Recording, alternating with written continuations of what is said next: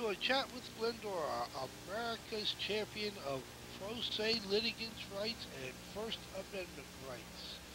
Stay tuned, we will be right back with our show. What do we want? Hello, my name is George E. McDermott, and I am glad to have you here today with us at the Victims Roundtable Secret Justice production. We are here today with a special guest star, George Proctor of Oxon Hill, Maryland, who has come forward and would like to tell his story as to the events happening to a fellow citizen at the United States Greenbelt Courthouse in Greenbelt, Maryland, where we witnessed together a citizen not only being prosecuted, but being sentenced to go to jail for the audacious crime of filing papers in his own defense, something that is guaranteed under the Constitution and Title 28 USC 1654. We will be right back with our show. God bless and have a good day. People united shall never be defeated. We like the big fights and the impossible fights.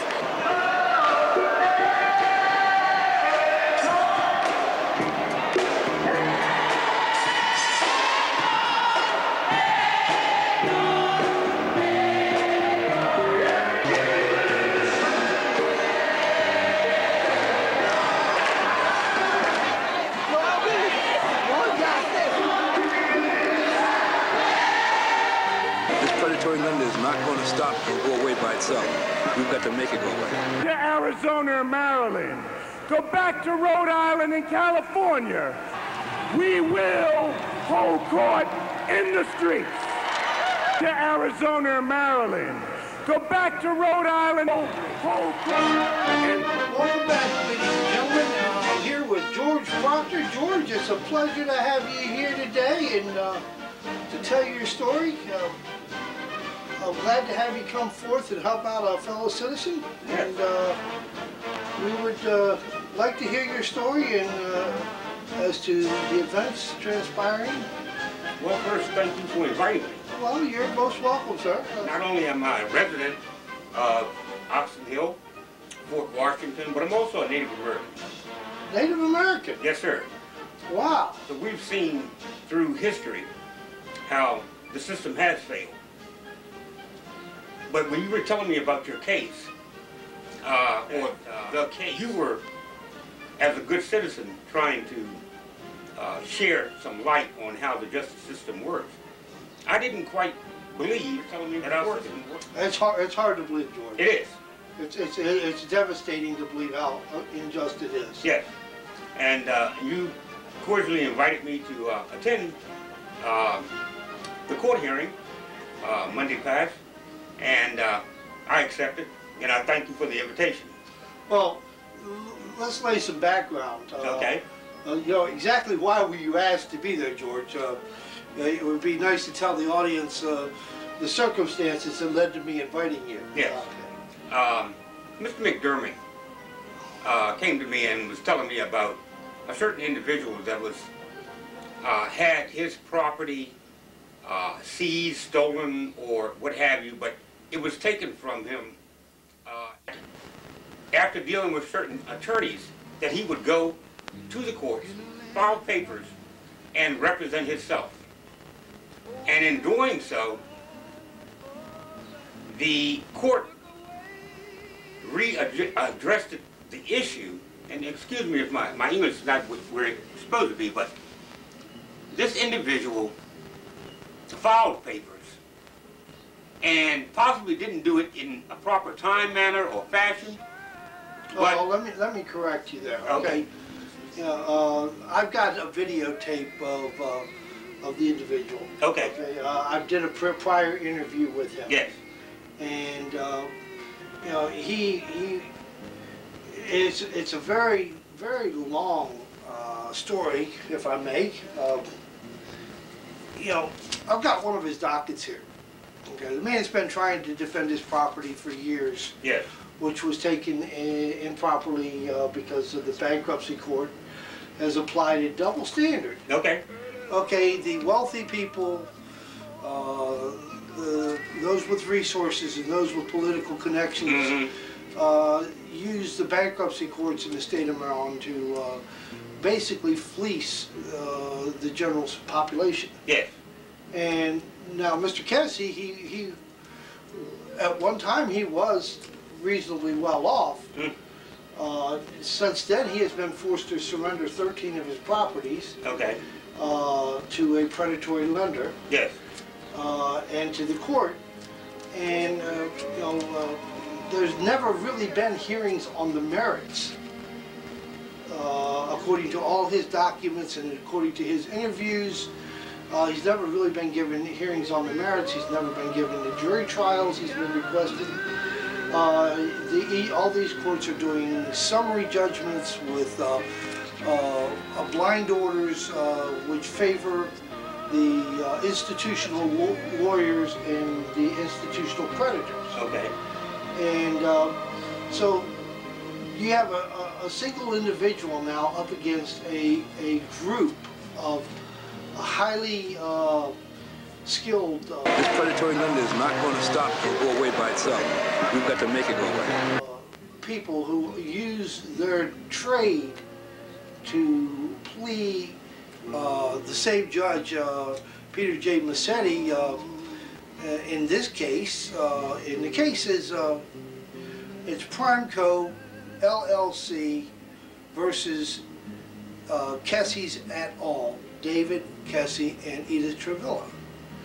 And this is one of the dockets of the case. Now, this one docket lists 135 docket entries. The case is on appeal. But while the case is on appeal, the court has been they're doing an end run around the appellate courts, and the attorneys are skillfully using their inside connections with the Greenbelt courts to take advantage of this man. Yes. And what did you witness in the court? You were there. Yes. And you know, just as a background. Yes. Let's go back to the reason that you were there. Yes. What I witnessed was the intimidation of the court on this individual. I didn't know exactly where they were going, but while in court, I heard the judge say that somebody had addressed an issue of him appointing a special prosecutor. And the judge said that he was wrong to have called in a special prosecutor without going through the proper channels. And this was backed up because the U.S. attorney made an appearance there. Yes. And even acknowledged that, but you know, we couldn't tell what was going on because basically the first half hour of the proceeding was under a squelching machine. Yes. And until a transcript, and so somebody comes up with enough money to pay for getting this transcribed, nobody will know what the record is. Yes. It's basically like a sealed docket. Yes. And then the second factor was the U.S. attorney was there, and he waived his rights. Now, well, you know, when you're intimidating, and someone has already established that.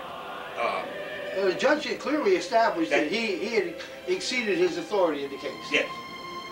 Yeah. But the defendant was full of fear because he didn't understand exactly what he was giving up. I mean, he didn't know. He knew that the judge was talking about him doing time, and the special prosecutor said that he was going to make a special case out of this to make sure he did time. Well, I thought that was about as harsh as you could get. Yes. I mean, here's a guy who represents himself. He goes in, he files some papers. Now, all told between these cases, there are roughly 350 docket entries, thereabouts. And all told in these cases, the special prosecutor and the judge have been on this gentleman's back for over almost a year now. And, you know, that's intimidation enough. I did an interview with him in Baltimore in his 9 properties. Yes. I did a video interview that I turned into the Maryland General Assembly for predatory lending as one of 3 victims that was highlighted as to what was going on and how, and this was his story. And he gave me authorization on the videotape to do this, and so I did it. And then later they got scared after it was submitted to the General Assembly, and they came back and said, well, you can't distribute this to anybody else. After I'd already distributed it to Glendora, New York, and to the Maryland General Assembly, Delegate Vaughn, and put it on the record.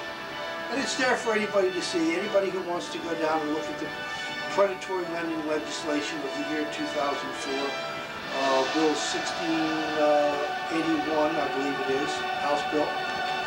And with ACORN, we're going to try to move back to get that legislation reenacted last year, because the members of the General Assembly just apparently don't believe at this time that predatory lending is hurting that many of our citizens to where they need to take action. But this will be in a different segment.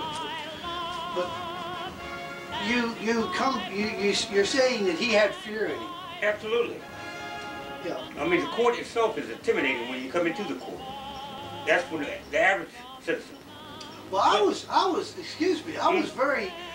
kind of intimidated when I came into the court, wasn't I? Yes, yes. Did I not go into the court feeling that, did I not give you, before I walked into the court, give you my driver's license and my credit cards and my cell phone and tell you if I was arrested? And I had because of the defenses that I've raised in Mr. Kessie's favor, I was 98% certain that I would be arrested before I left the reporting on the court, because I had filed a motion with the court asking the court for permission to videotape the proceeding, because as a news reporter, I thought it was very newsworthy that the citizens should know that. And here's a copy of the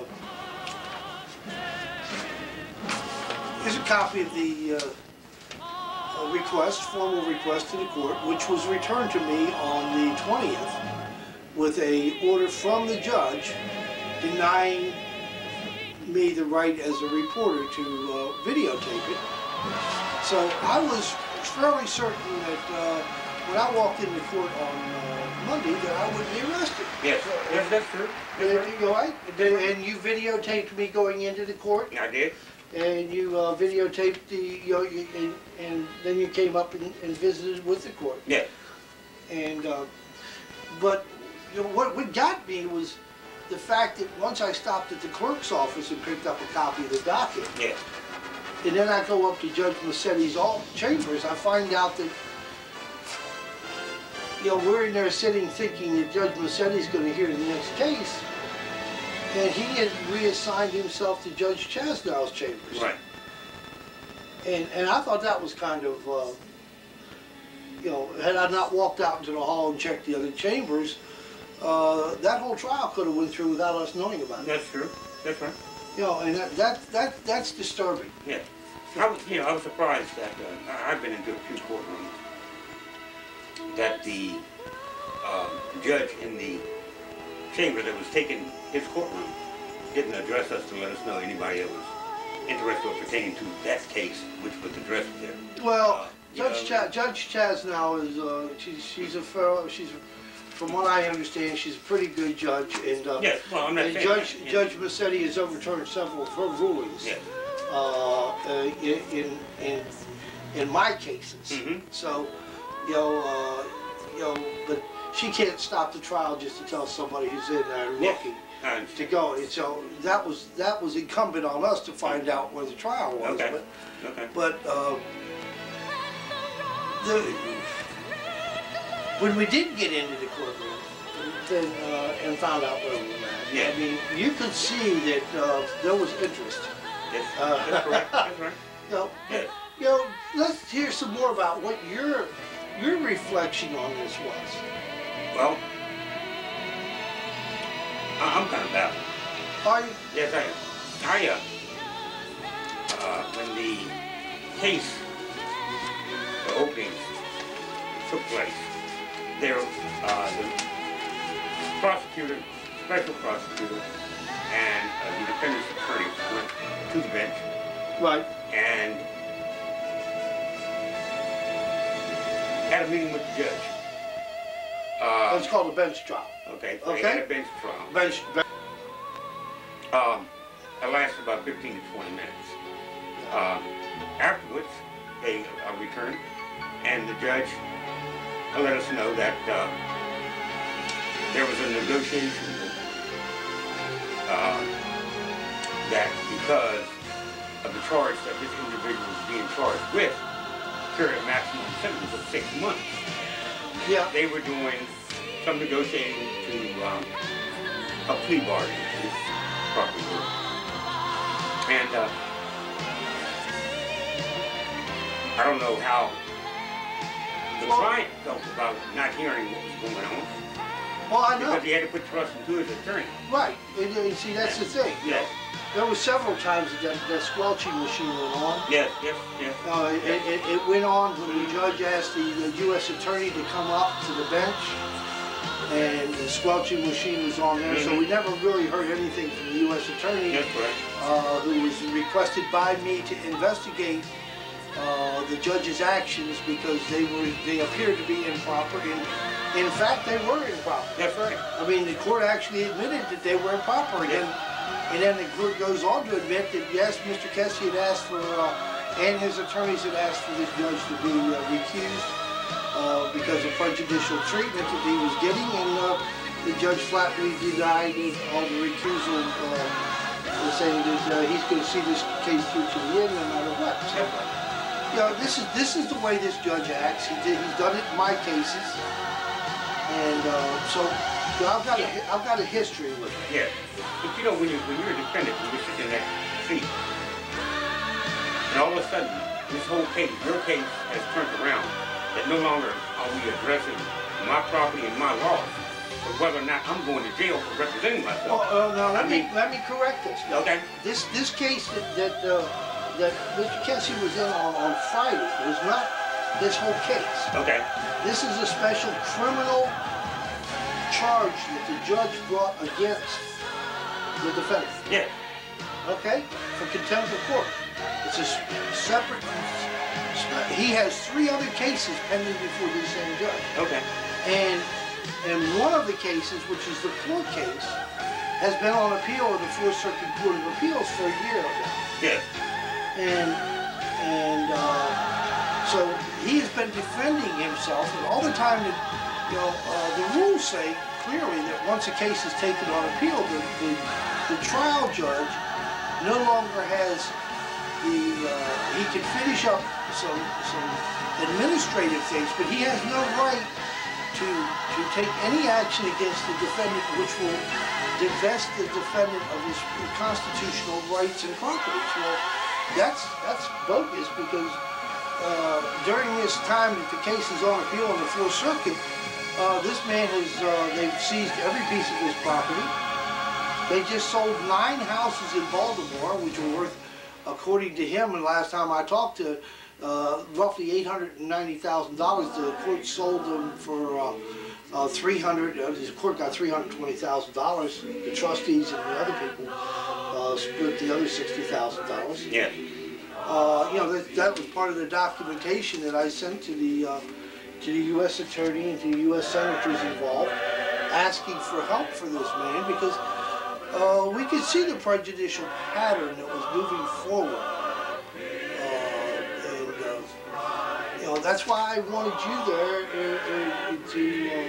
basically I wanted you to bail me out of jail once I got locked up. That's because right. I was absolutely sure that I would be locked up for something. Yes. I hadn't done anything wrong other than help a citizen and to advise him as to what law books to look into and to what the real law was, and to go to different websites and try to help him. Yes. But the court has an absolute hatred for pro se litigants. Okay. I don't think you knew that. No. But in the year 2000, we did a survey in virtually every case that goes to that court in the United States Bankruptcy Court or the United States District Court in Greenbelt, Maryland, or Baltimore, either one. They are 99.9% summarily dismissed. As if you, no matter how good your pleadings are, no matter what you're facing, whether you're losing your house, you're losing your legal rights, your civil rights, they just dismiss them with absolute bogus rulings saying that you have no the court has no jurisdiction. You failed to state a claim on which relief could be granted. You filed the claim too late. Yes. But it's unlikely that 98% of these pro se litigants, or 99% of them, would not have a lawful claim. Yes. When the same number that are filed by members of the Maryland Bar Association move forward. 98% of them move forward. 99% of them. Okay. Now, is that logical? Oh, it doesn't. No, it isn't. No, it's like the Kessie case here. I mean, this man's up against a predatory lender, Yes. and you could see the hostility that was on their face. So, well, we'll be right back, ladies and gentlemen. We're going to take a brief intermission, and we'll be right back and continue this discussion. And George, we'll be back with you in a moment. But right now, let's hear a word from our sponsors. Okay. What do we want?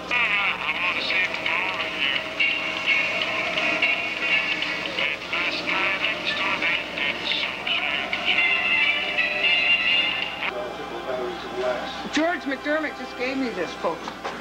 Because the rules of civil procedure. Not that anybody follows them. Amen to that. Except us pro se's. We follow them. But the lawyers don't follow them. And the judges don't follow them. There's federal rules of civil procedure. Published by what? Thank you.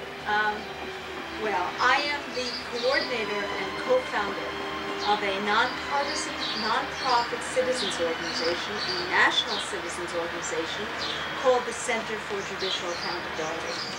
And what we do is document how judges break the law and get away with it.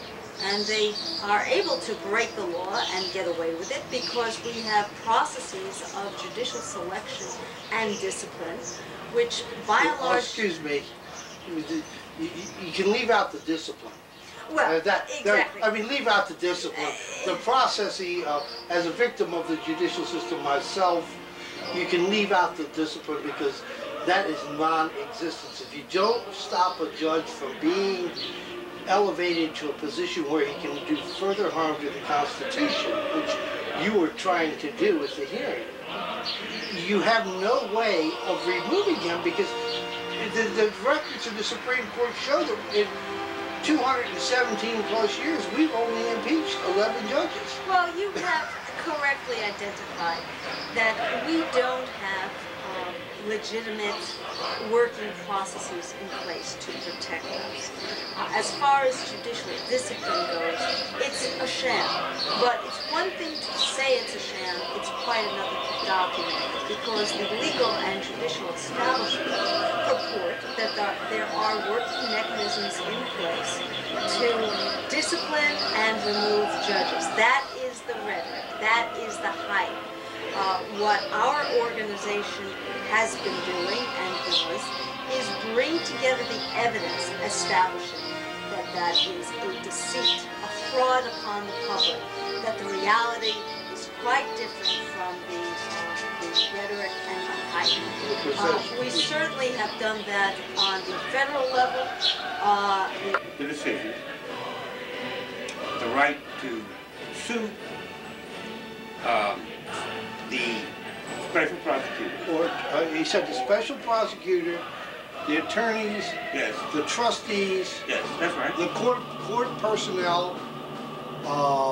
You know, basically he gave blanket immunity to everybody who belonged to the court system. That's correct. Every attorney he ever had, the prosecutor, the lender who foreclosed on his house, on his properties, even though he wasn't in default. Yes. That started this chain reaction of events. Yes. But my thing as a citizen is, if the courts is going about this whole case by law, why was this individual asked to give up all these rights? Well, that's basically what they try to do. Is they try to they dismiss the cases with prejudice, or if they find for the defendant, if you file. And the plea bargain is you know, I understand he was facing 2 counts. And what really got me was when the judge said that, and he read into it very articulately, read into there that the reason Edith Travilla, his wife, was sentenced to basically 18 months on probation, and this is what part of the plea bargain is because apparently she had typed papers for him. And the judge said that, you know, anybody who helps him in this contempt of court. But, you know, I have to go back to the letter that I sent to Christopher Meade, the alleged U.S. attorney, which is right here. And this was sent to the U.S. alleged attorney, and it was also copied to the United States Attorney's Office, which was the cause of him being there on Monday. Okay. It was notifying him that there were improprieties within the system. Yes. And that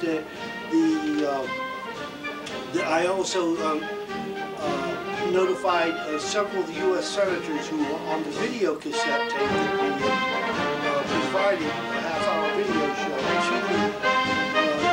various U.S. senators asking them for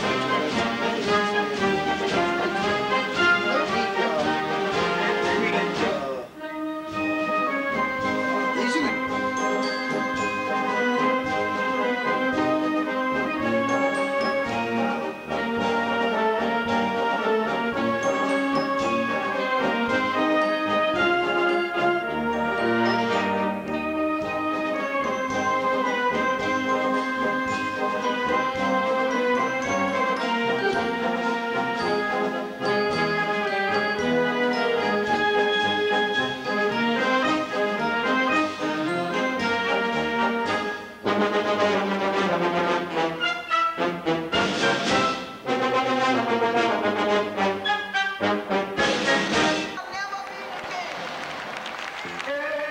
the big fights and the impossible fights.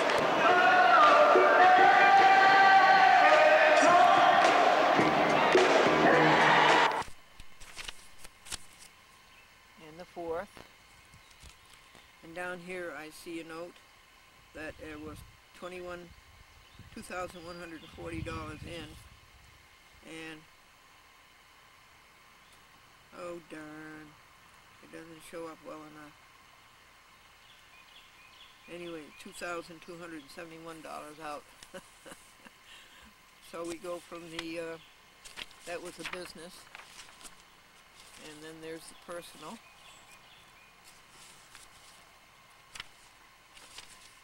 And Glenn says here that this law clerk is getting this judge into deep trouble. I've seen it happen before, folks. And this goes from the week log to the month log. And then the month log puts everything in a column, you know, all the office supplies, all the technical equipment, all of the postage, puts it in a column and totals it for the month. What comes in goes out. I never could figure out why there's so much money. Rather, I never can figure out why there's so much month left over at the end of the money. So there it is. So it's all settled. It looks like a chat with Glendora will be up on the internet by this weekend, this coming weekend, which will be the July 4th weekend. And what is the website? www.achatwithglendora.com. We couldn't use www.glendora because the city of Glendora, California took it.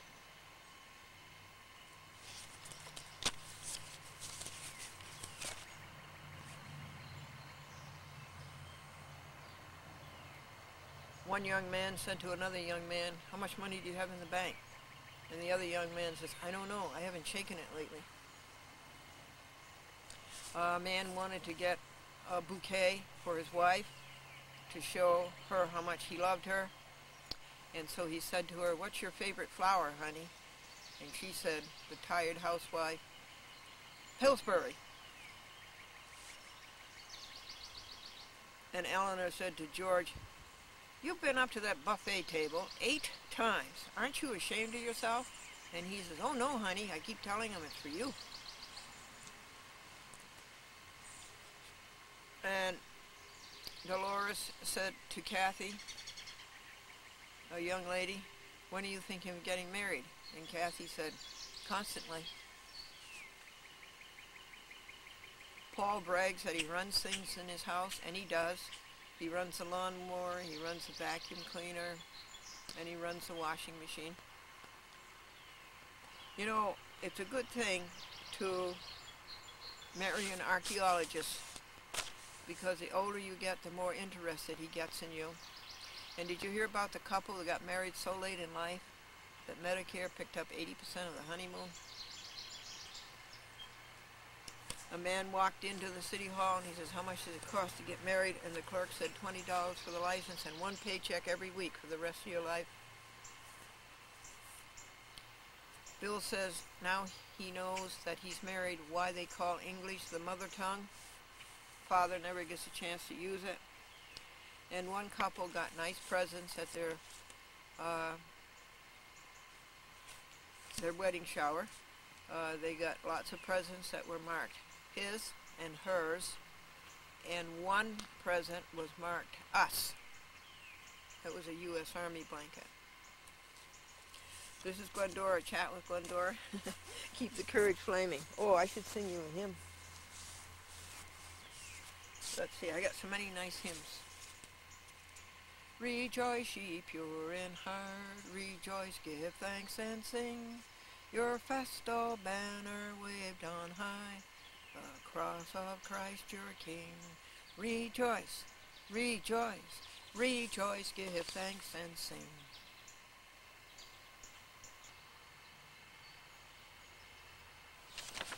Folks, would you like to hear another joke? United States Court of Appeals for the Ninth Circuit. They write the best jokes of anybody. DC number CV030032 RFC. That's Robert F. Sabol. District of Montana. Billings. This is called an order. Glendora Plaintiff Appellant versus Queens Public Television et al. Defendants Appellees. On February 22, 2004, this court ordered appellant to pay the filing fees within 21 days and warned appellant that a failure to pay the fees would result in the automatic dismissal of the appeal by the clerk of the court. To date, appellant has not paid the fees. Accordingly, this appeal is dismissed for failure to prosecute. See the Ninth Circuit Rule 4241. Nothing there about seeing the Constitution of the United States. Nothing there about that. The certified copy of this order went to the district court. Shall constitute the mandate for the court. Armin Roth, motions attorney, deputy clerk, Ninth Circuit, Rule 2777, or maybe it's a room number. General orders, Appendix A. Okay, so what do you do in a case like that? Okay, this is what you do. You take a great big envelope.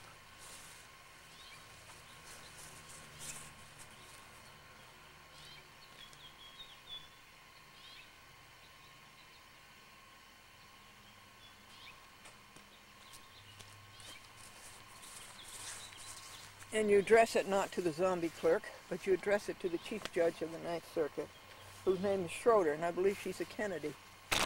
It says, this is not an order. It is not signed by a judge. And it has to be signed by 3 judges. This is the Court of Appeals. It requires 3 judges. Don't these people know the law? This is a bogus paper. Any mandate, quote unquote, from the same is bogus. Glendora is on 40 TV stations, 44 TV stations, and each station served approximately 10 municipalities. So Glendora is reading this on TV to approximately 400 municipalities. And the chat with Glendora is going on the internet. Yes, the TV program with voice, video, and motion, goes on TV sometime this week. And the whole world is going to know about the cheating and lying that goes on in the Ninth Circuit. Sabul is the Montana court who dumped Glendora's IFP. Glendora applied for informer paupers, proceeding of the case without prepayment of fees. He was in error, he abused discretion, and Glendora appealed his illegal order, denial of his IFP. Then your people asked nearly twice the fee the United States District Court asked and Glendora to pay. And Glendora filed for informer paupers again. The informer paupers was never processed. It was not Glendora who failed to prosecute. It was this court that failed to process. Does it make sense if Glendora cannot afford to filing fee in the lower court, the U.S. District Court, and appeals that she can pay the filing as fee in the U.S. Court of Appeals? Does that make sense? Now, isn't that bizarre? Well, people all over the world are going to know how dissolute the United States Court of Appeals for the Ninth Circuit has become. And who are the 3 judges this case was assigned to? You don't say that anywhere. Glendora wants to sue them for violations of her due process, civil rights, Title 42 U.S. Code, Section 1983, and Section 1985 conspiracy. Yours in truth and in Amor Patriae, Glendora, on June the 29th, 04, without prejudice, Uniform Commercial Code, Volume 1, Section 207. Okay. And where is this going, folks? Hold on. I'll read you the service list. Hold on.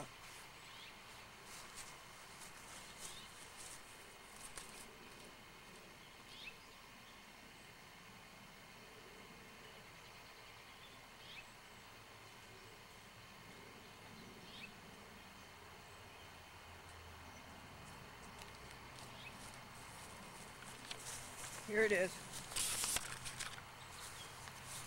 This is going to Schroeder, the Chief Judge, to the Glendora TV audience, that's you, the most important, and to the Glendora Internet audience. Hello, Internet audience. This is Glendora, and you're the Internet audience. It's going to Orrin Hatch, the House Judiciary, to George Bush, to the Administrator of U.S. Courts, big laugh. His name is Leonidas Ralph Meekum. 3 copies are going to go to who to sue because they're all going to be sued. You have to sue the whole Ninth Circuit if they don't tell you who the judges are. And it's going to George McDermott, great patriot, and to the Center for Judicial Accountability Incorporated, more great patriots. I have 12 copies. This is open 11/61. It took 2 hours. It cost $4 to print and post. So there's the best joke, huh, of the day.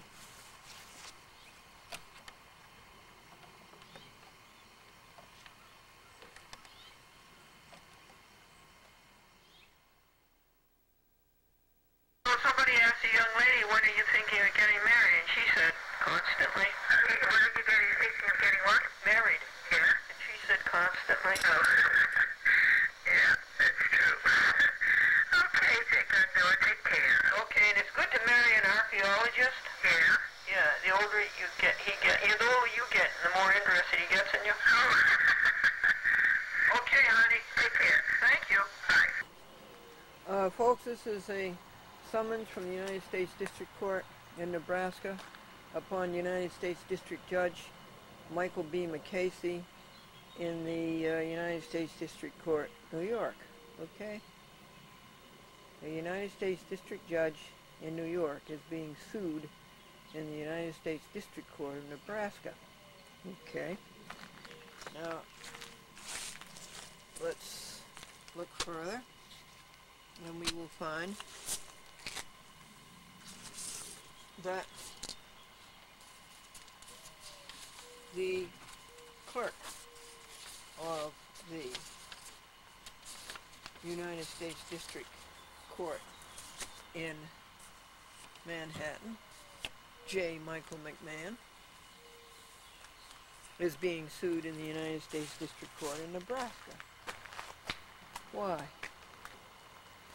Well, let me tell you about the third one first. And this clerk, with the illegible signature, is also being sued. She's in the United States District Court, New York. And I think it's the same clerk with the illegible signature. And so they were served their summonses by George McDermott from Washington, D.C. And they take this form letter and they dump everything onto the pro se clerk, and the form letter says, "These papers appear to be intended for another court or agency." So what do you do with these people?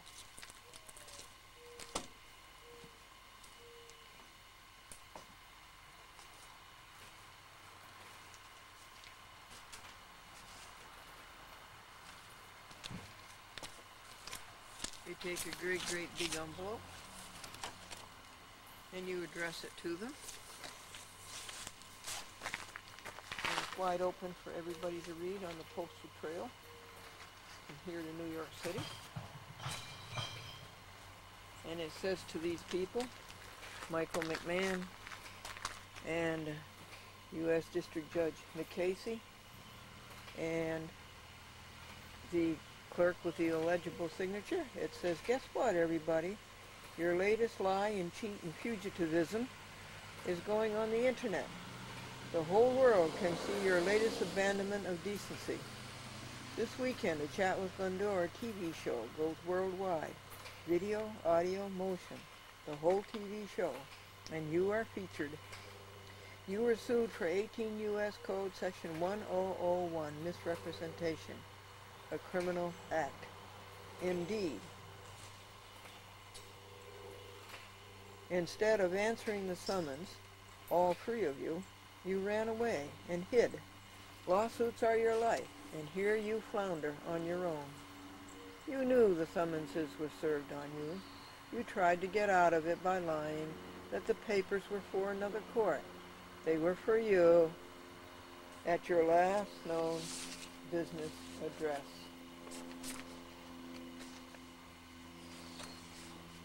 So all the world now knows the rot behind the facade. You make your country look very bad. Like Judas, you sold your soul for 2 pieces of silver, and you will be sued next month for this latest recall. The summonses are being returned to you. It is adiaphorous. You have long been in default, and the summonses state judgment will be taken against you. The mailing list is the 3 cheaters, you, the Glendora TV audience, 400 municipalities, Glendora's internet audience, the Center for Judicial Accountability Incorporated, Orrin Hatch, the House Judiciary, George Bush, Meekum, the Administrator, Joke, U.S. Courts, McDermott, and Who to Sue, 3 sets. This is Opus 1162. It took 2 hours, and it cost $4 to print and post.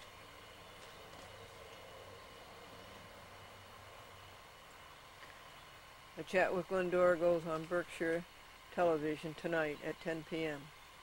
and also next Monday at 9:30 p.m. and next Tuesday at 10 p.m.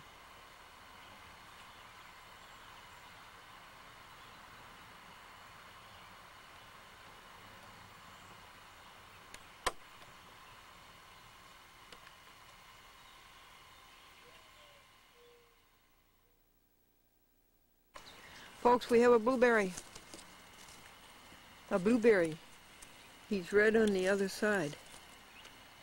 And see how they do? They turn red, then they turn blue.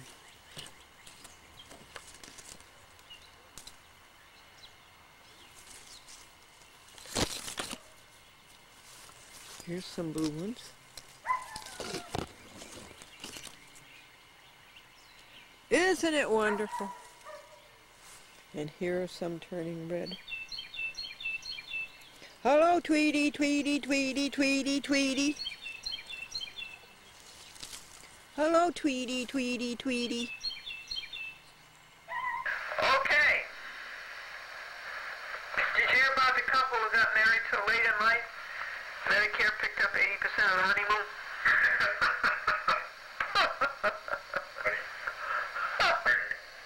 Yeah, we printed pictures of it. Oh.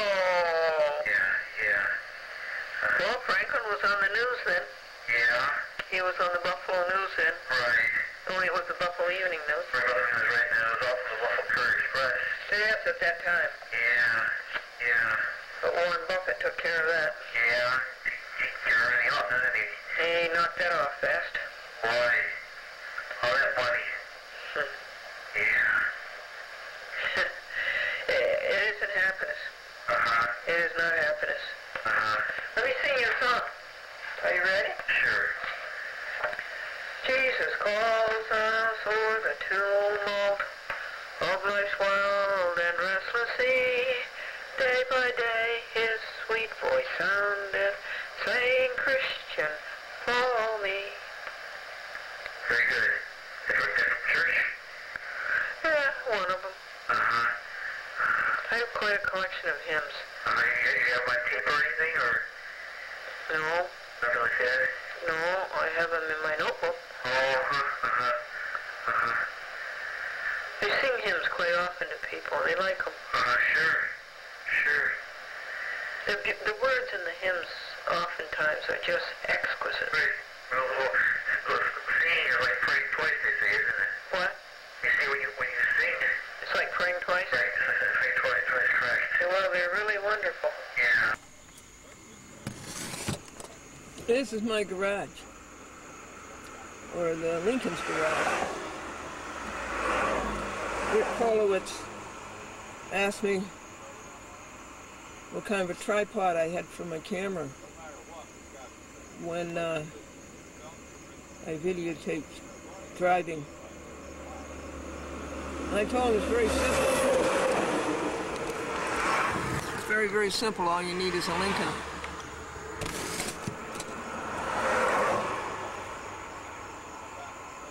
And set it on the dashboard.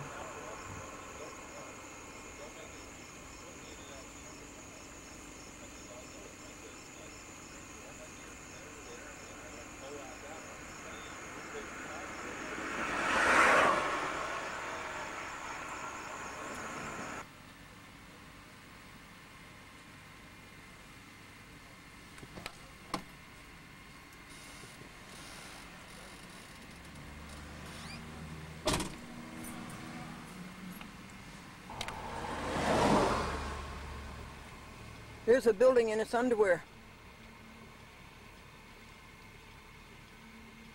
It's pretty nice to be able to build something like that, isn't it?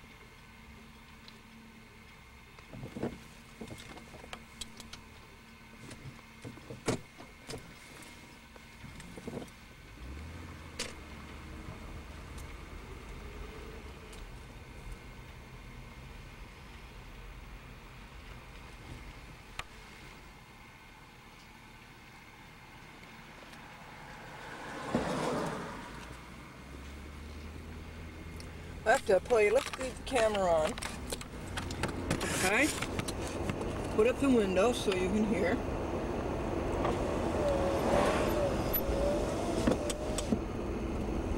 And I was in the ShopRite parking lot, and a man drove by in a car with, there was a woman passenger, and he had the window down, and he said, Glendora! I said, yes! And he said, you don't know me, but I know you. I watch you on TV. And I said, oh, that's good. Where? What town? And he said, White Plains. Well, that's pretty good because we were in Hudson at the time. He said that, in Hudson. The distance from White Plains to Hudson is about 110 miles. Now, over in the Save-A-Lot parking lot, a woman was putting her groceries into the trunk of her car, and she said, aren't you the woman on TV who was talking about Dixon? So let me play you that conversation.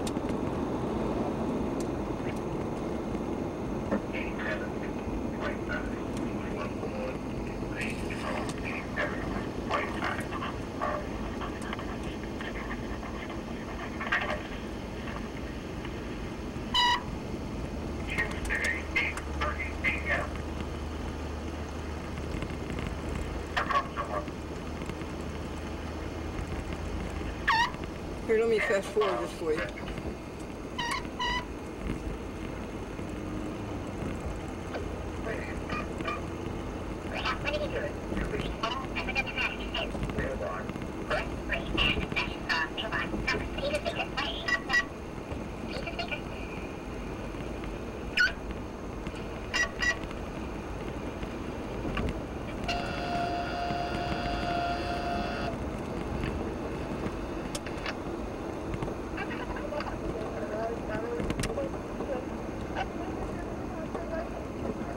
Here it is, folks.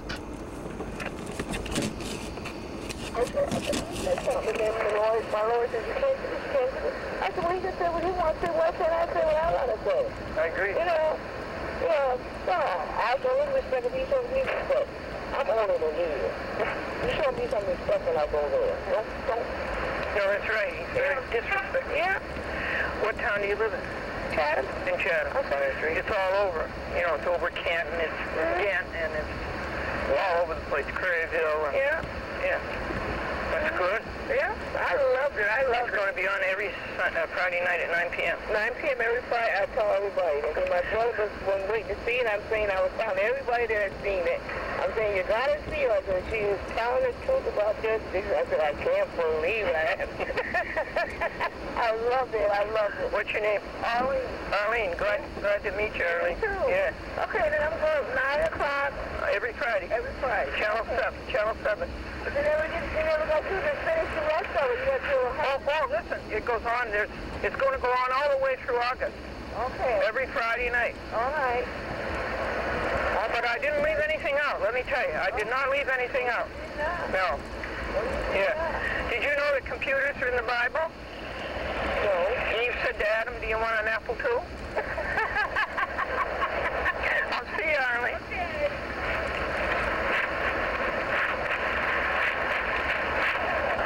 That was on the last day of June. In the parking lot. Save-A-Lot. And this woman, Arlene, said, aren't you the woman on TV who's talking about Judge Dixon?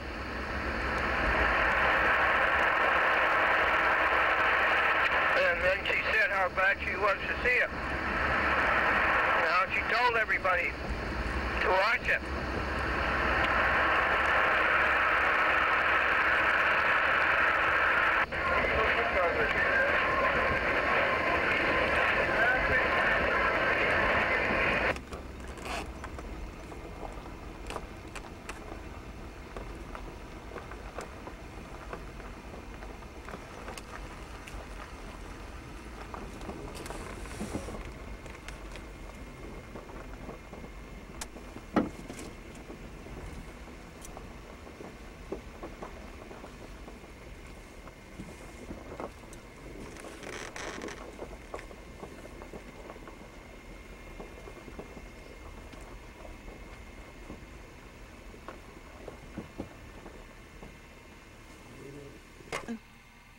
All that greenery to have beautiful flowers, yes, and to enlarge their families. They had a plan. Somebody ate the gumdrops. Somebody ate the gumdrops. They're all gone. Folks, I think the museum is done. I declare it to be done. Every time I come over and maintain it 1 hour a week, I add a few touches, like I took out the stuffed animals. Aren't they cute? But the boxes are all stacked nicely, and everything's labeled.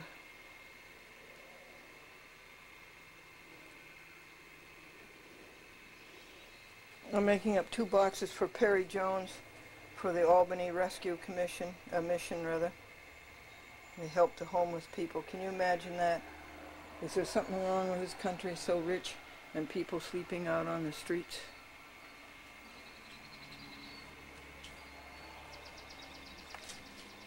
So I think the museum is done.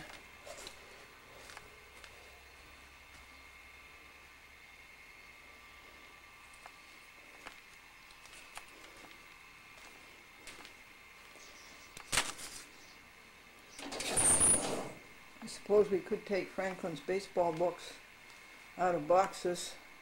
This is where the bed is going. We could take his baseball books out of boxes and we could put them into the knee-hole desk.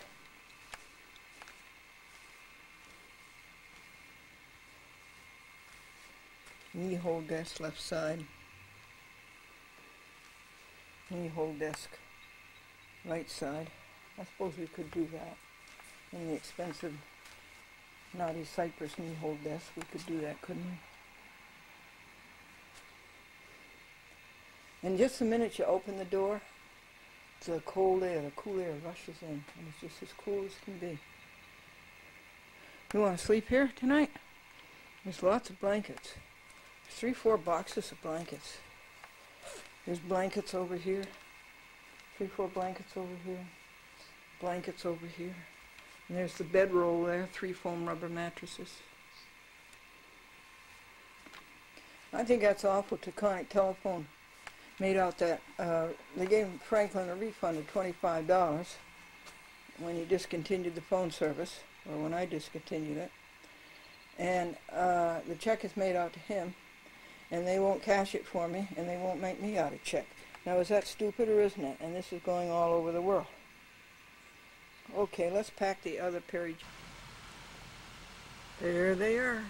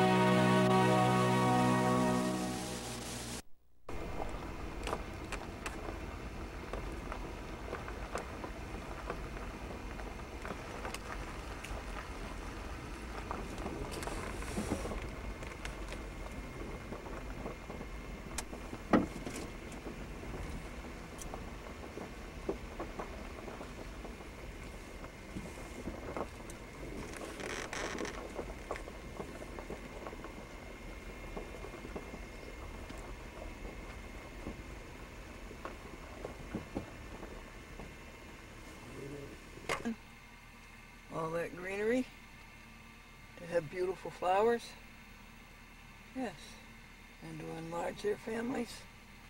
They had a plan. Somebody ate the gumdrops. Somebody ate the gumdrops. They're all gone. Folks, I think the museum is done. I declare it to be done. Every time I come over and maintain it 1 hour a week, I add a few touches, like I took out the stuffed animals. Aren't they cute? But the boxes are all stacked nicely, and everything's labeled.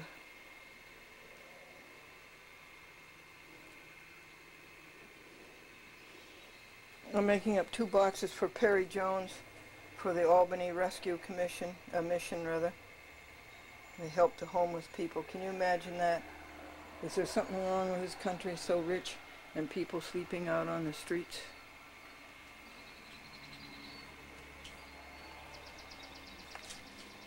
So I think the museum is done.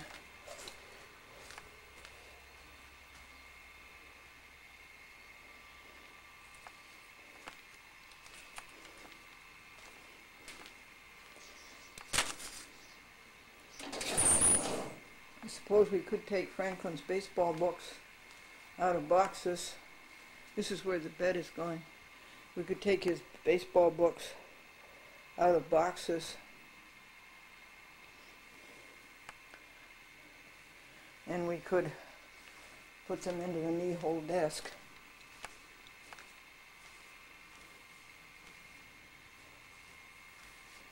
Knee-hole desk left side. Knee-hole desk right side.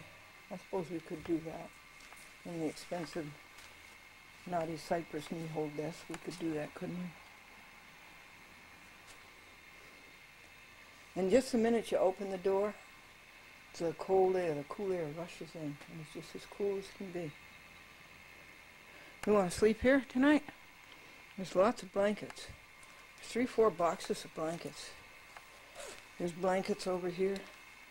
3, 4 blankets over here. Blankets over here. And there's the bedroll there, 3 foam rubber mattresses. I think that's awful. Taconic Telephone made out that they gave Franklin a refund of $25 when he discontinued the phone service, or when I discontinued it. And the check is made out to him, and they won't cash it for me, and they won't make me out a check. Now, is that stupid or isn't it? And this is going all over the world. Okay, let's pack the other Perry. There they are.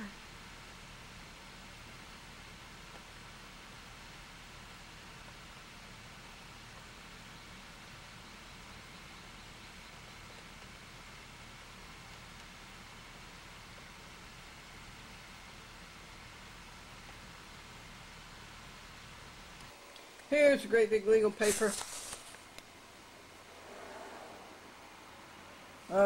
And where in the United States is it going to? Pick a place. How about New York? How about near Albany?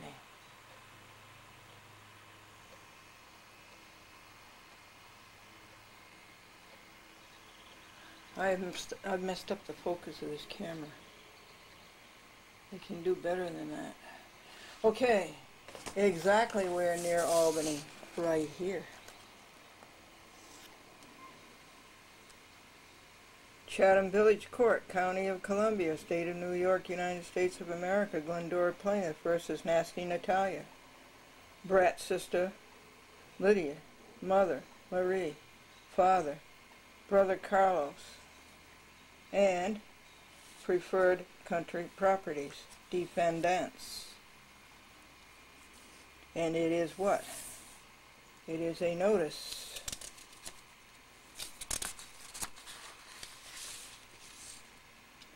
The 60-day rule. Let me just read you the first sentence. A motion must be decided by the court within 60 days after it has been submitted. Ha ha! What number is it? Civil Practice, Laws and Rules, Statutes of New York, number 2219. Ha ha! Ha ha! Glendora writes,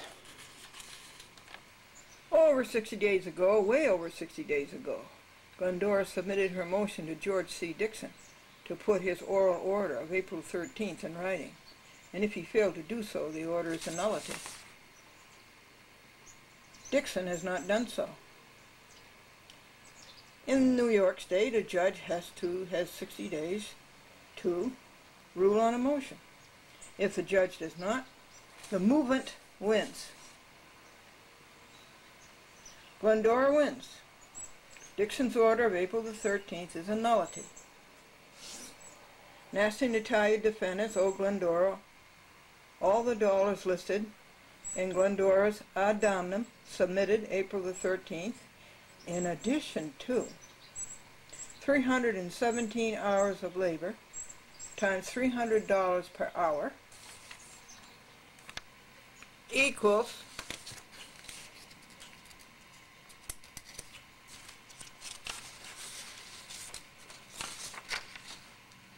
are you ready?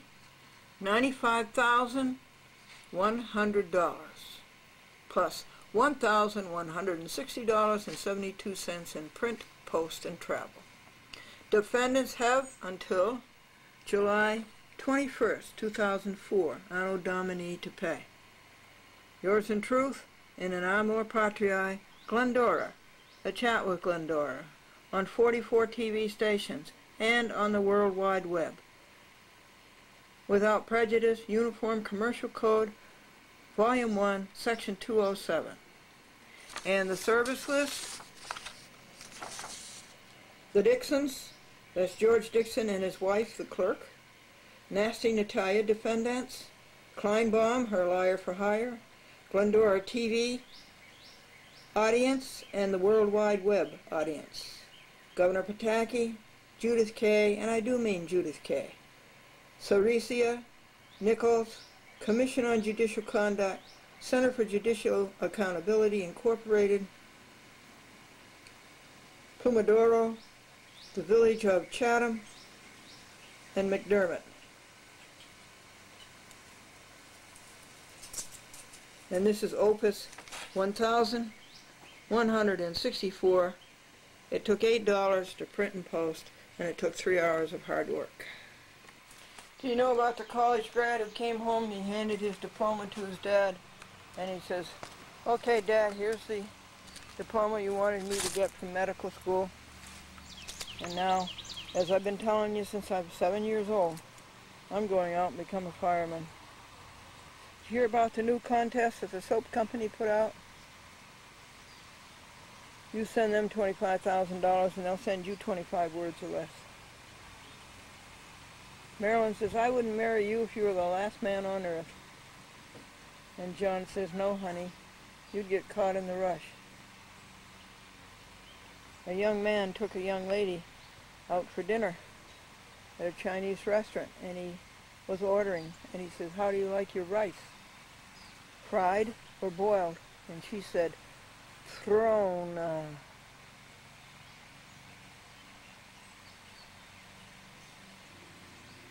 And one groom-to-be said to the bride-to-be, honey, I'm not much to look at. And she says, oh, that's okay, dear. You'll be in the office most of the time. And on the first date, the girl said to the boy, did anybody ever tell you how wonderful you are? He says, no. She says, well, where'd you ever get the idea? And Arthur says, my daughter keeps searching for the perfect guy. And I tell her, forget the search, honey. Your mother found the last one. The patient said to the dentist, hey, doc, you haven't pulled the right tooth yet. And the dentist says, no, but I'm getting closer. You heard about the dentist who married the manicurist? Now they fight tooth and nail.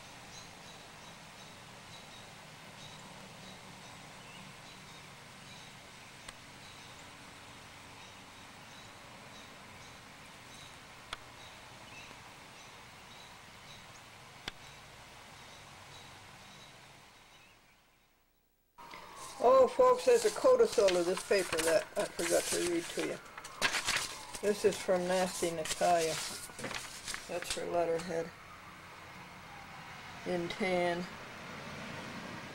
I think the ribbon is in blue. And she says, "This will be our only and final contact with you directly." And Glendora says, "Okay by me. Do not contact Preferred Country Properties at any time via postal mail, electronic mail, telephone, or otherwise. Our demand includes accessing any properly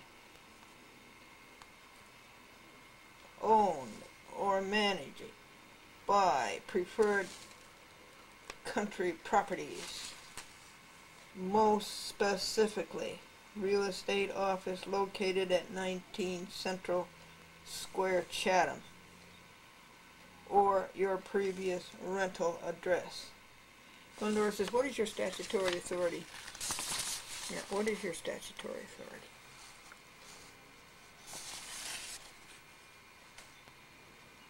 The mails are open to everybody. You are to direct any and all issues to Preferred Country Properties Legal Counsel James Kleinbaum, Esquire, 518-794-8708. Well, Glendora says, "I didn't sue James Kleinbaum. I sued you. You are my defendants. He is not." And Glendora says, "I have to demand my $435 security deposit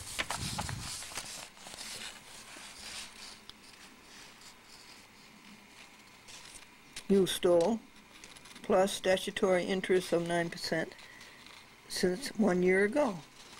You commingled. You violated the general obligations law." Now this isn't signed, okay? So it's a nullity. And they can't get the name straight. There's no hyphen. And Glendora's service list is to all of the people I just read to you on the other paper. And you owe me $95,100 plus $1,160. Yours in truth and in amor patriae. These people are not patriotic. And what do their circuitous proceedings add up to? Up here, there should be no hyphen. This was received by Glendora yesterday, and memo endorsed by Glendora today. And they can't even get the envelope straight. So, that's the latest nullity. And out it went, affixed to this.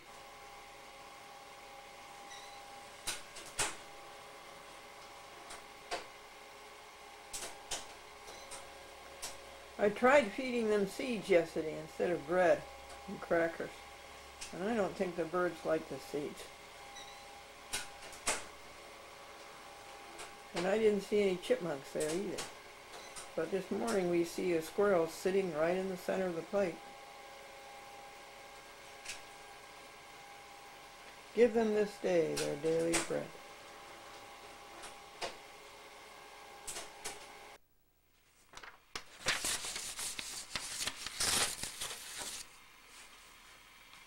All over the world, the chat with Glendora, you judges who betrayed America. I'll read it to you in just a second. Now this is Omnibus 19. Ominous Omnibus 19. And these people were all sued for violating the United States of America, the Constitution, the U.S. Code, the statutes. These are mostly judges. This is a judge, United States District Judge in Montana. The judge in the Supreme Court, State of New York, County of Dutchess, and his brat law clerk. This is a chief judge and a chief clerk in Atlanta. U.S. District Court. This is a courtesy copy to the Nebraska judge before whom this lawsuit is. This is to the clerk of the court, the original copy, or the original period. This is to a terrible magistrate in Bangor, Maine, United States District Court, who openly and brazenly violated the United States Code, Section 636. You have to have, a magistrate has to have your signature to handle your case. I can't imagine how these people can break the law. As Elena Sassauer says, how judges break the law and get away with it. Well, judges break the law here, but they're not getting away with it. The clerk and a deputy clerk in the United States Court of Appeals for the Fourth Circuit, a hopeless morass. This is the United States District Court, Baltimore, Maryland, the court that robbed George McDermott of his hard work and all of his wealth and his property. Benson Legg and Marvin J. Garbus. These are defendants, Charles Fulbright, and Shelley Saltzman, the chief clerk and a deputy clerk, in the United States Court of Appeals for the Fifth Circuit, New Orleans. These are defendants Michael B. McCasey, J. Michael McMahon, and illegible writing pro se clerk A.D. ... who doesn't know enough to print her name under her signature. That's how smart the United States District Court is, Southern District of New York, Manhattan. These are repeated offenders, repeated fugitives. This is the motion for default judgment that I am sending them, and the affirmation in support. Richard Lombardo, a repeated cheater, as all assistant New York State attorney generals are. I've met plenty of them. This is another cheater judge in the United States District Court in Baltimore, Maryland, Richard D. Bennett.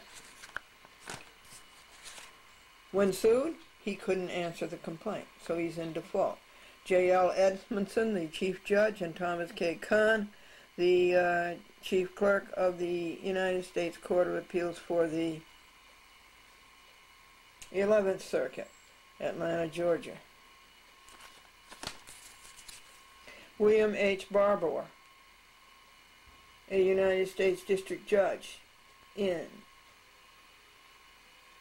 the United States District Court in Jackson, Mississippi.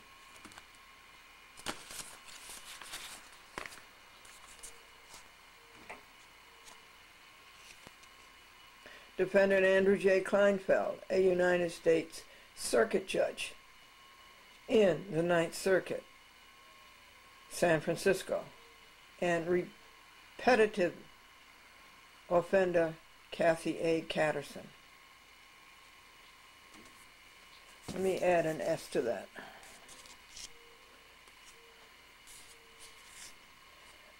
Marty Bodenheimer and IPRO, the agency that oversees Medicare payments.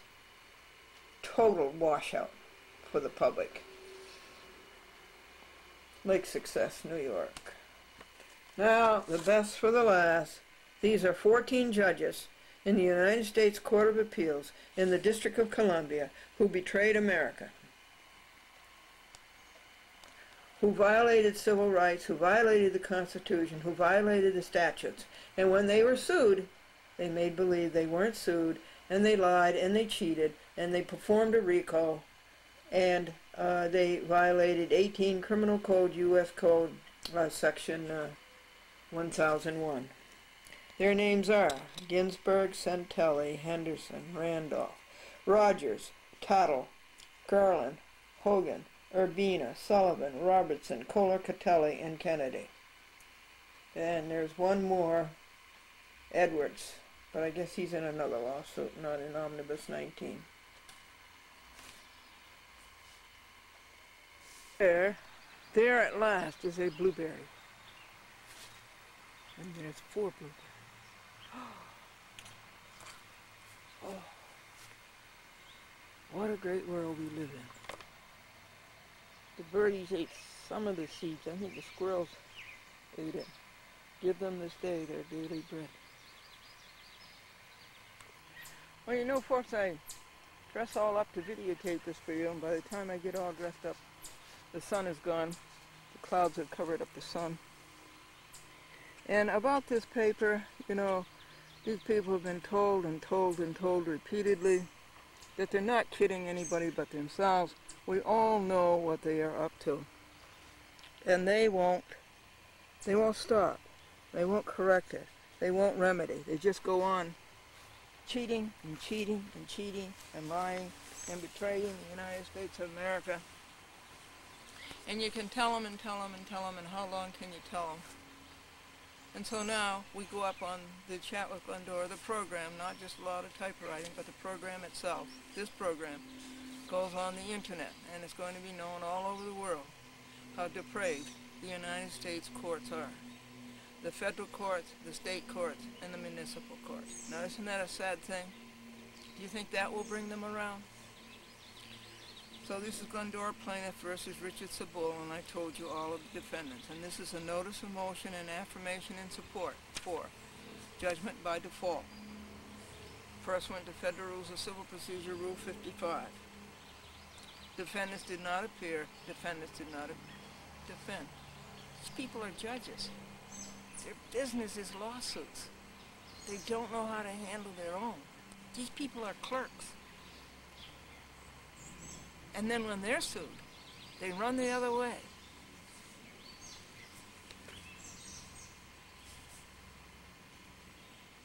Page 2. We don't say Glendora versus Sabul at all. We say Glendora versus, and we name every single defendant.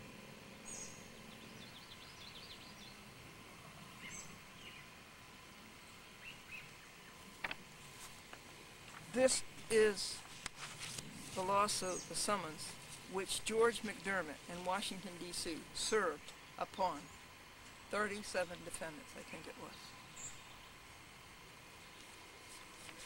The movement is Glendora. The return date is July 19th, 2004.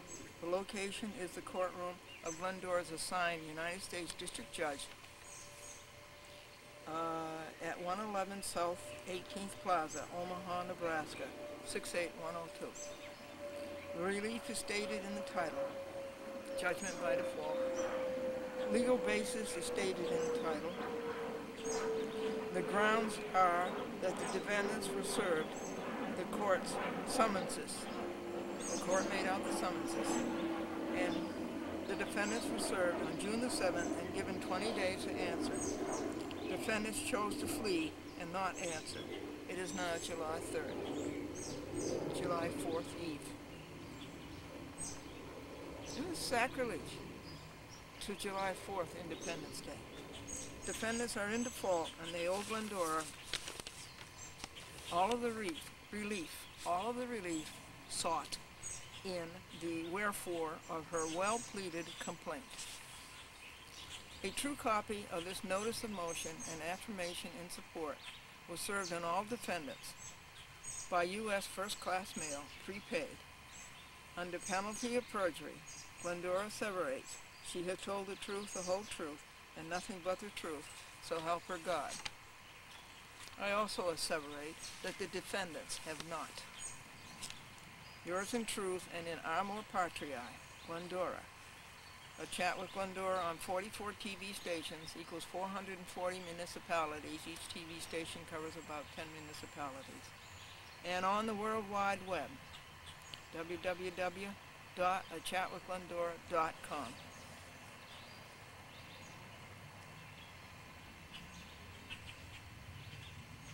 And without prejudice, Uniform Commercial Code, Volume 1, Section 207. Opus 1166, Took 4.5 hours. It takes a half a day to do a paper like this. And the cost and the postage and the printing is $10.79.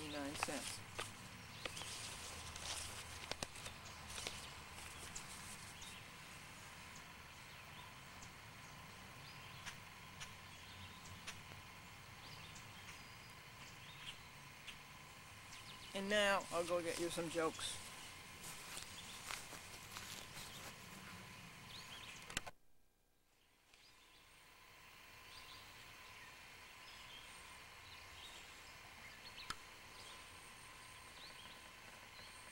As if this isn't a joke. Well, it isn't, folks. Not a joke at all.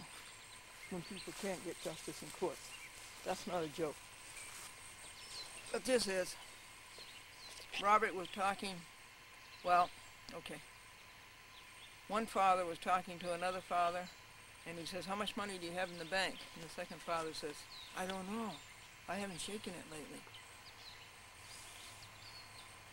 And Edgar wanted to get a bouquet of flowers for his wife.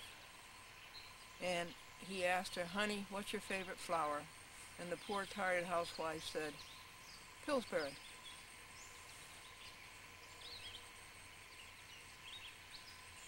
And Joanne said to her husband, Jack, you've been up to that buffet table 7 times.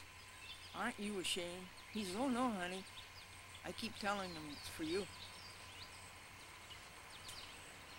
Marilyn was asked, when are you thinking of getting married? And Marilyn answered,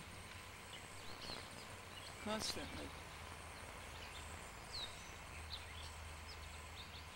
Paul says that he runs things in his house. He does. He runs the washing machine, he runs the vacuum, and he runs the lawnmower. It's nice to be married to an archaeologist, folks. Do you know why? The older you get, the more interested he gets in you. And you heard about the couple that was married so late in life that Medicare picked up 80% of the honeymoon? The man walked into the city hall and he said to the clerk, how much does it cost to get married? And the clerk says it costs $20 for the license and 1 paycheck every week for the rest of your life. And Peter says now that he's married, he understands why they call English the mother tongue. Father never gets a chance to use it. And one couple at their wedding shower, they got several presents that said his and hers, and they got one present that said us. It was a U.S. Army blanket. And this is Glendora, a chat with Glendora. I wish you were here to eat blueberries with me. Take care.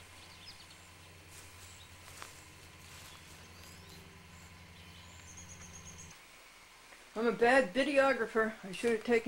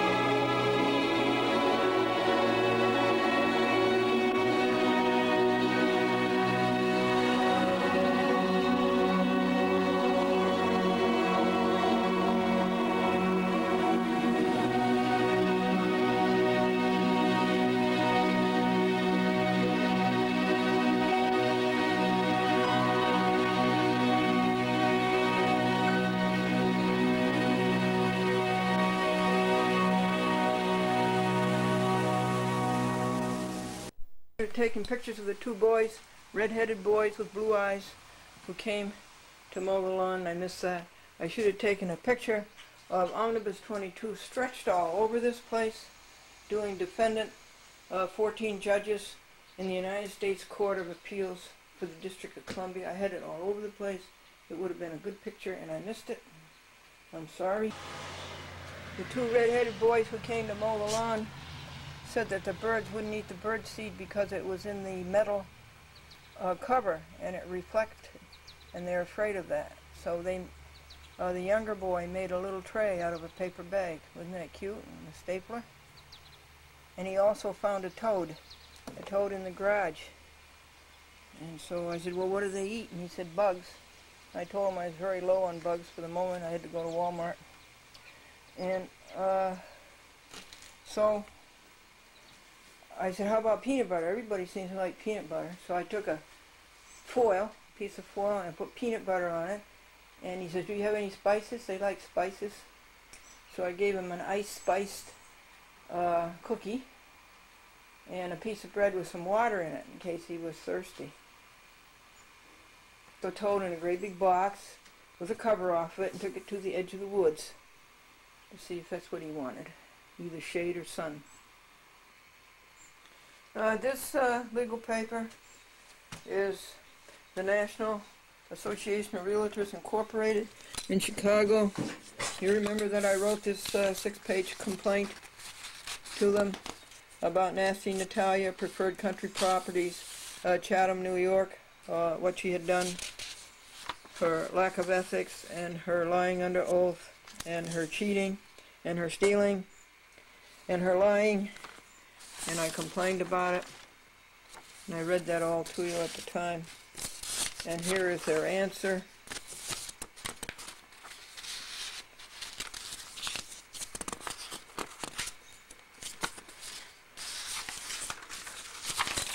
Mr. McDermott did not answer. Mr. Terrence McDermott did not answer. He's the CEO.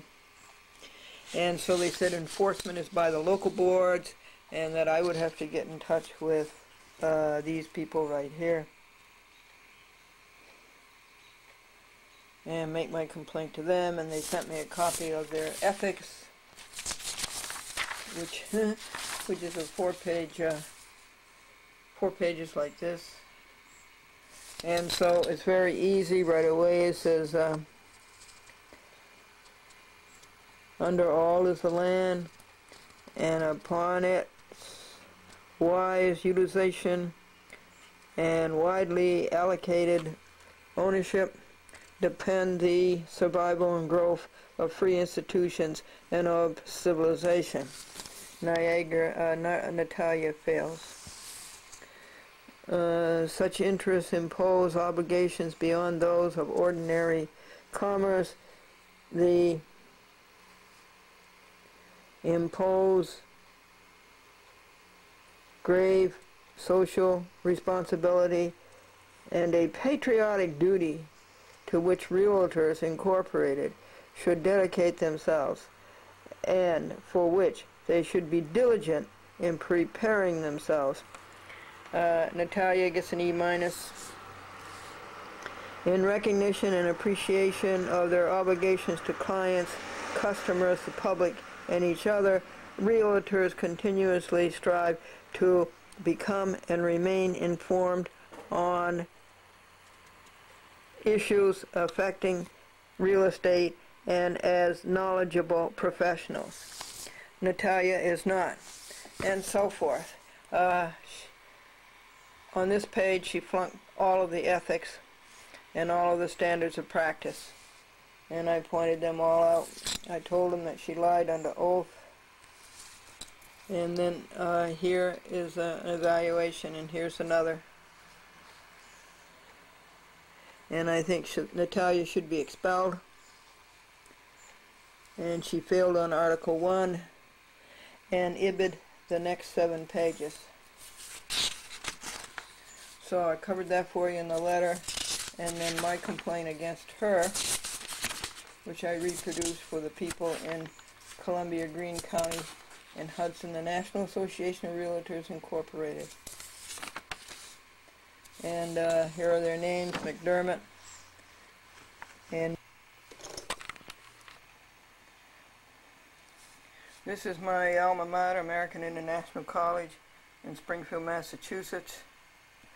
They have a radio station called WAIC, and they wrote and asked if I wanted to be interviewed as an alumna in October. Do I? I don't know, but I sent him $4. Oh, my neighbor brought this to me, folks, and I'm your neighbor, and I'm bringing it to you. But it's called the Phyllis Schlafly Report and Protect America from Judicial Tyranny. We're getting fed up. It says here that CBS poll said that 90% of the Americans want under God left into the Pledge of Allegiance. So I'm just bringing this to your attention. If you want to know more about it, call me. She's on our side, folks. She has found out what we have found out, that the judges think they own the country. Okay? They don't think that we have a Congress or a legislative branch at all, that they're everything. Okay, and we've certainly found this to be true. The Tyranny of Judges and How to Stop It. A vital book. The Phyllis Schlafly Report. So speak to me if you would like it, to know more about what I've read of it. What do you call fake spaghetti? What do you call fake spaghetti? The great imposter. Thank you, Elena Sassauer. Thank you. Thank you, Elena Sassauer. The great sacrifice. You stood up for the American way. You stood up. And you took a beating. But thank you, Elena. You are a hero. It's Saturday morning at 5:30. It's time to start editing. 9 VCRs are going to work very, very hard. Diligently, faithfully, and reliably. Thank you, VCRs. And the TV monitor and the 8mm camera. So, bon voyage. Sent to you personally at your last known business address. You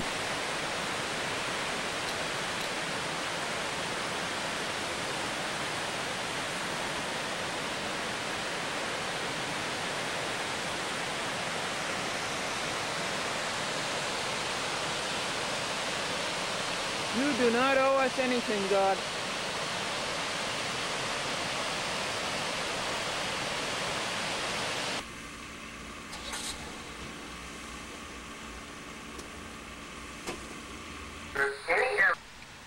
Folks, can you tell me what this shimmer is on the fall? The falls? We don't see that in the daytime, only when the sun in the west is on it. Can you see a shimmer that we couldn't see before?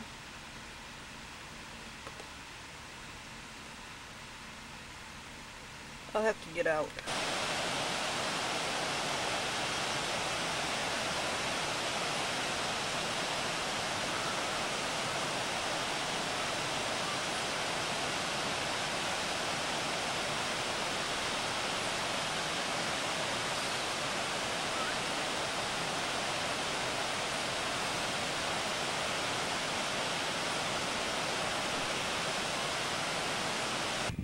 Folks, you see the young corn? It's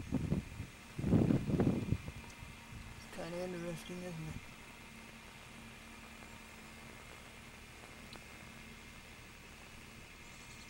I should have got it earlier for you. I mean the picture. And there's an elm tree.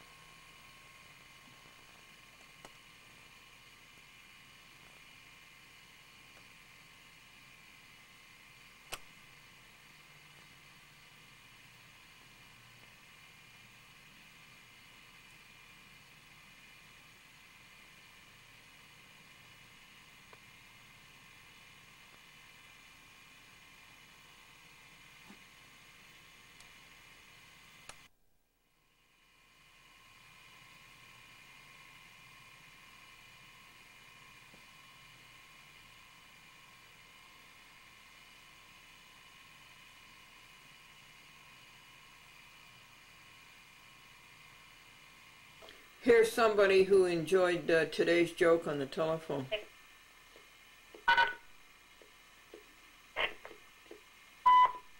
This is the new telephone. 10:40 a.m.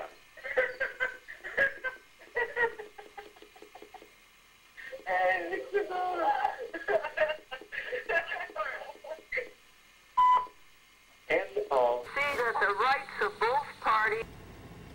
Making Glennie get up at 4 o'clock in the morning and drive 124 miles to the Harrison court to bring you to justice for your violations of Glendora's public access rights, and to make you pay for that, and all of the money it cost me to get my program back on TV when you keep taking it off because you don't like what I say.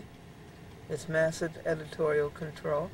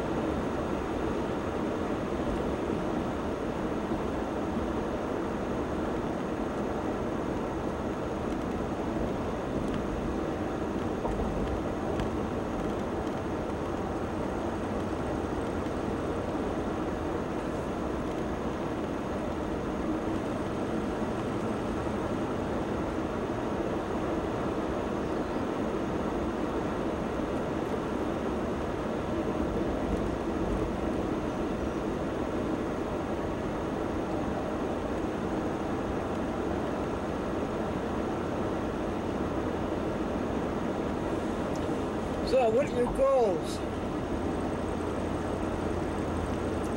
Well, at 5:45 right now on the Taconic,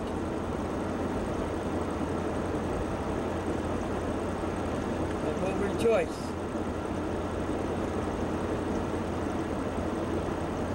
All people who on earth do dwell, sing to the Lord in cheerful voice. Serve him in mirth, his praise forth tell. Come ye before him and rejoice.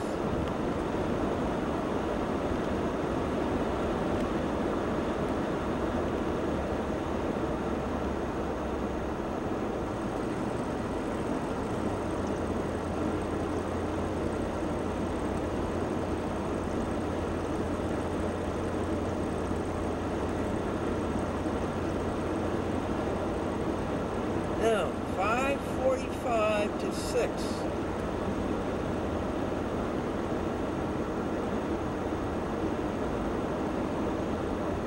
You will go to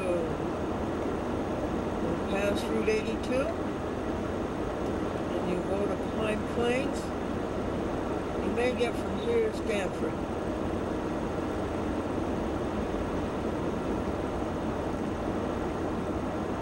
And then Stanford to Hopewell. I think you should stay on the Taconic.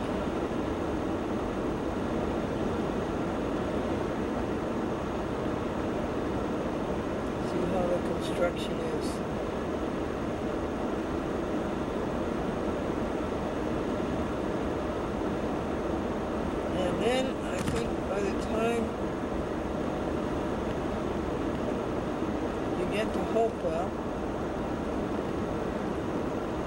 should.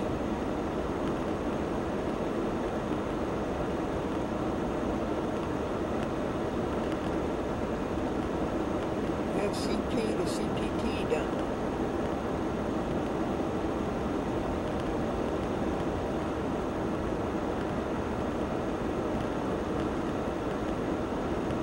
There's something else. You can't pull over with the mechanic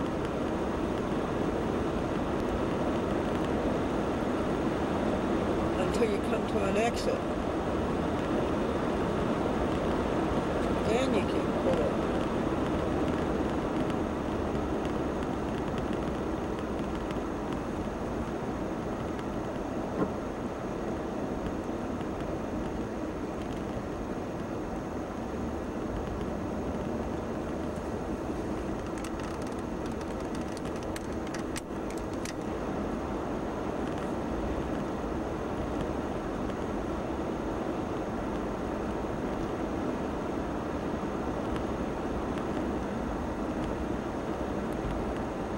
Isn't this a great assignment? You can't get paid anything for public access. All you do is just spend your money, your time, and your life. This is Taconic. Spelled T-A-C-H-O-N-I-C-K.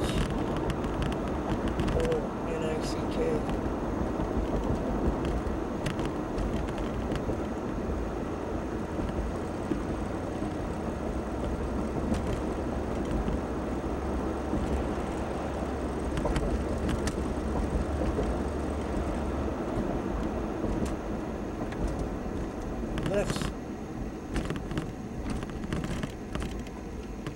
pull over and write in the log what's happened since 4 o'clock this morning. We have to climb those mountains right now. Here we go.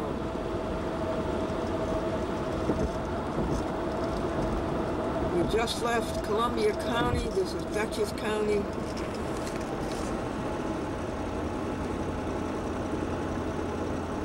This is the Taconic State Parkway, State of New York.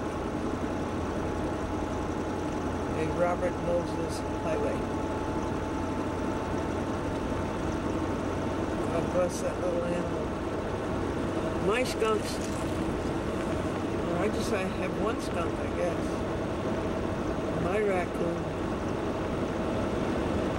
they don't go out into the road looking for food. You make sure of that.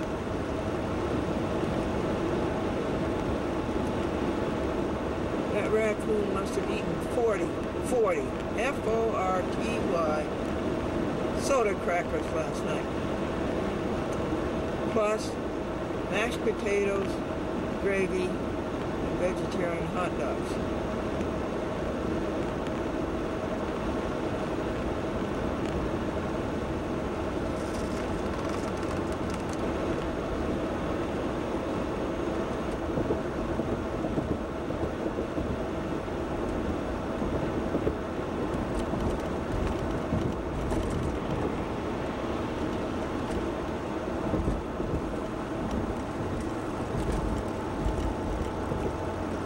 Pray and praise thee without ceasing, glory in thy perfect love.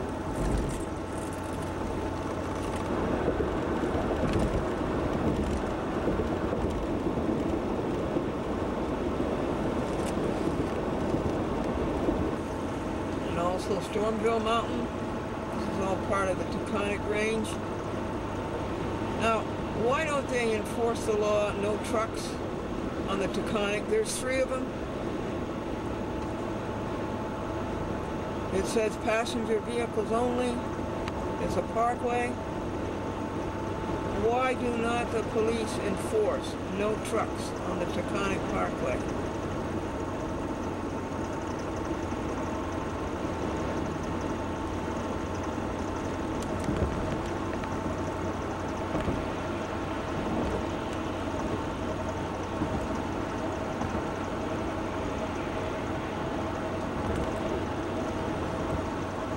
the state trooper stops you, right away you ask, what is your reason for stopping me? Miller Hill Road is where Bruce Bergman won a national award for his photography of New York State Department of Transportation.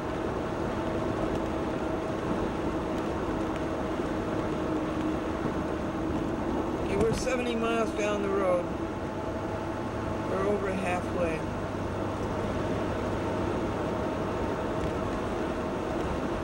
The next big place at for 7 o'clock will be Yorktown. By the way, this is Putnam County, state of New York.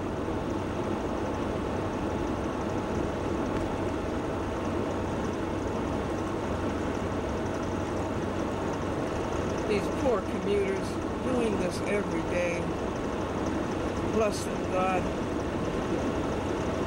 Miller Hill Road, isn't it beautiful?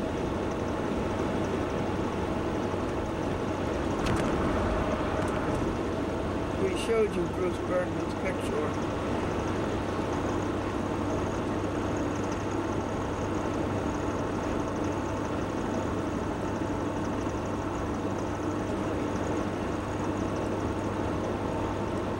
And remember, the issue here with Charles Dolan is not that I have a contract with him that he pays the cost of my producing a chat with Glendora. That is not the issue.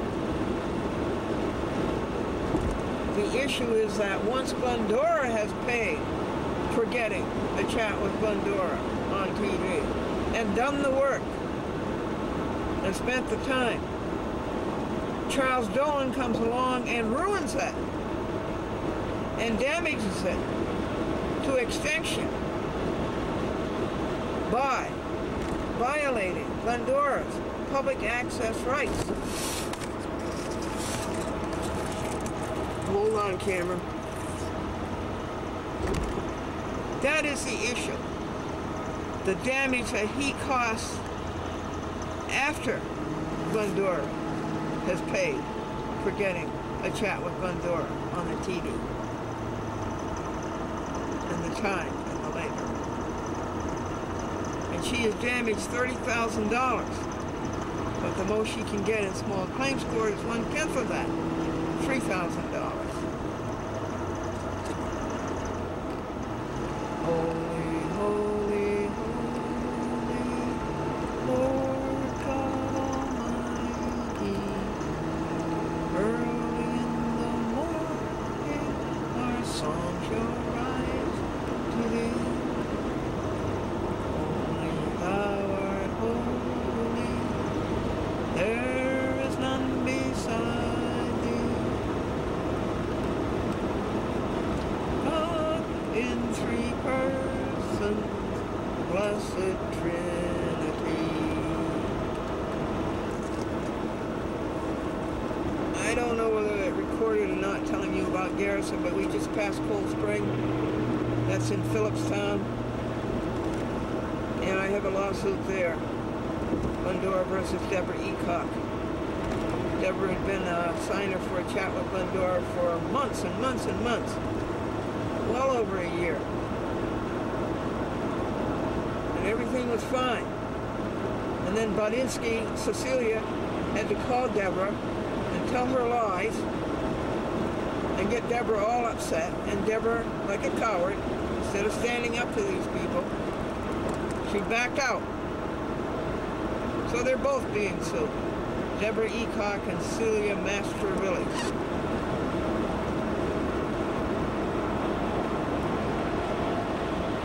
And these poor commuters,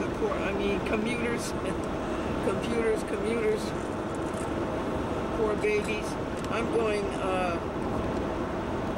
55, the New York State speed limit, and that's not fast enough for them. They have to keep passing. They have to keep going faster and faster. Poor babies. Bless them, God.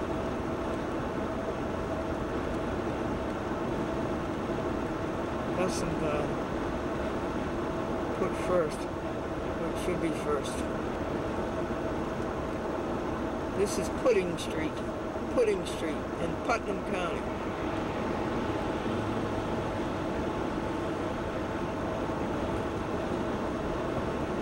We've gone 80 miles. 80 miles out of 124.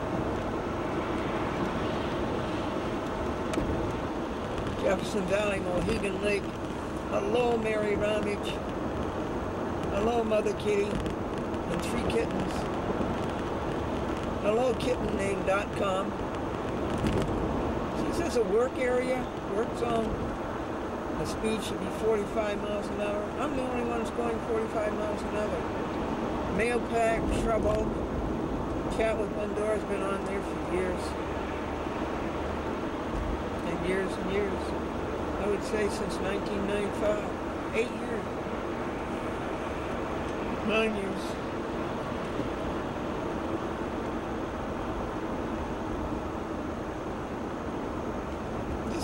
This has been like this for at least 3 years.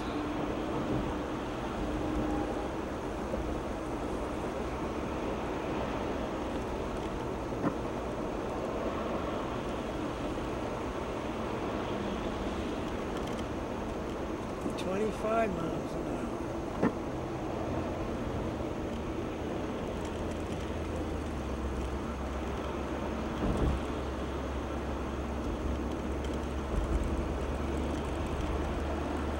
This is one bad thing about the Taconic, the construction.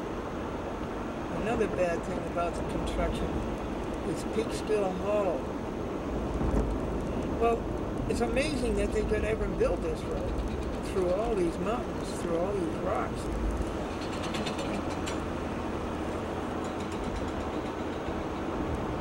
This is Yorktown.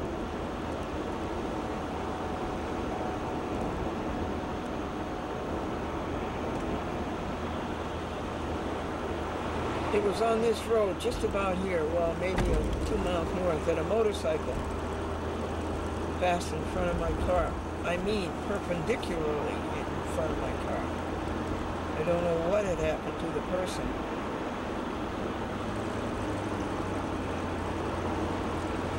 Now the Taconic becomes 3 lanes. And that's a little easier.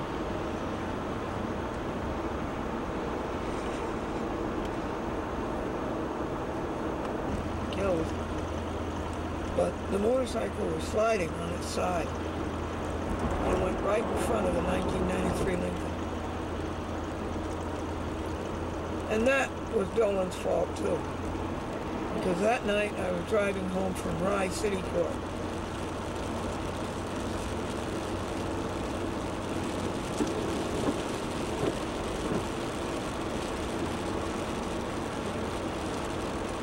And the court officer, Mark, lived in Yorktown, and he saw it too when he drove home.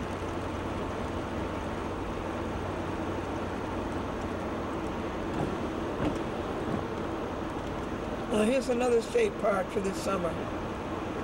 And it is summer. This is the 2nd day of summer. Franklin D. Roosevelt State Park, near Yorktown.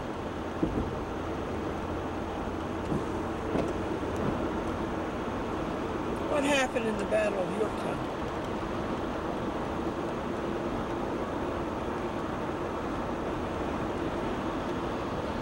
Revolutionary War.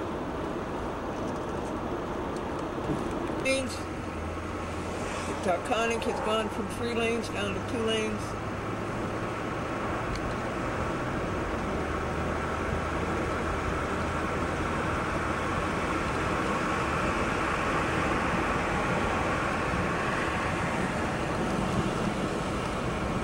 The little boy was on